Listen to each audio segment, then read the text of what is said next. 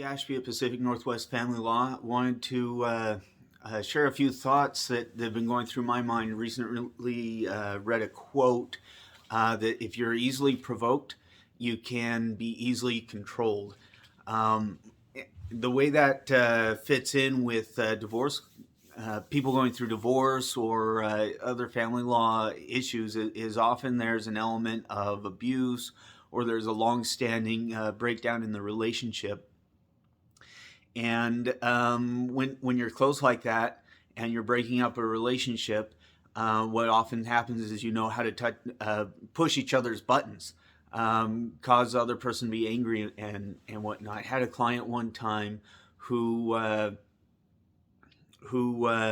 she would call me almost every other day and say, "Oh, my ex is doing this or my ex is doing that," until one day I stopped her and said, "Look, you do realize that he's controlling you. He's causing you to by doing these little things, he's just getting at you. It doesn't affect him, it doesn't affect your kids, it doesn't really affect you at all. It's just annoying, and you get mad and you start yelling. And you do it in front of kids and witnesses and everything, and but he knows that you're going to do it every time." We also saw the other day in court, on the domestic violence protection docket, there was one gentleman who was defending himself and accused of going into violent outbursts. And lo and behold, he started yelling at the judge until the judge told him that he was going to hold him in contempt if he didn't calm down. And it was pretty close, but it's a hard argument to win that you don't have violent outbursts if you have violent outbursts in court.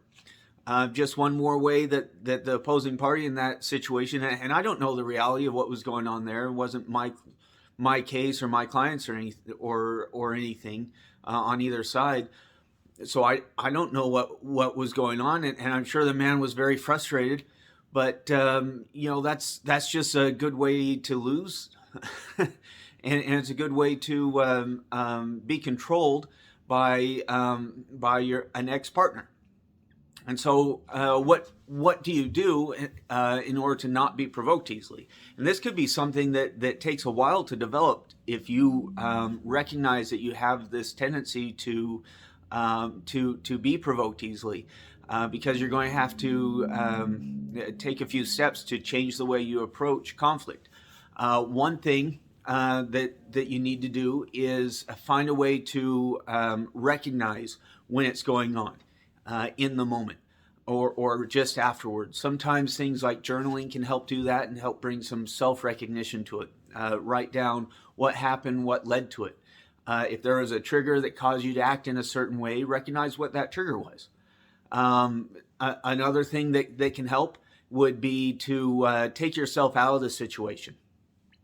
Realize that, this trigger is going to cause me to act like this. You need to get yourself out. So if it's a text message, don't respond to the text message. Give yourself a rule. I'm not going to even look at the text message or do anything for 24 hours. There's no reason, unless someone's bleeding on the sidewalk and about to die, there's no reason you have to respond sooner than that, especially with someone who's provoking you. Same thing for any other situation. If you're face to face, just leave, get out of there until you're in a different frame of mind. Now there are some times when you can't do it on your own, and so another thing that you can do is get someone, a friend, a social group, something that you can vent to and talk to about them, about what's going on, and help you put yourself in a different help you until you can control that and you're not in that situation anymore. And above all, and this is my number one rule, you gotta have a plan. Especially if it's a trigger that you know is coming up or something that is recurring and is something that you deal with often. Have a plan. How are you going to act? what are you going to do? If you have a friend, maybe you could role play a little bit and practice how you're going to react in that situation. Do you have an escape plan? Do you have something you're going to say, something you're going to repeat in your mind so you don't get angry or you don't act in a certain way? All those things can help, and especially if you are, hopefully, if you follow that, you'll no longer be controlled by other people, and that will give you a great deal of freedom. Hope you find that helpful. Some of the things we help our clients with.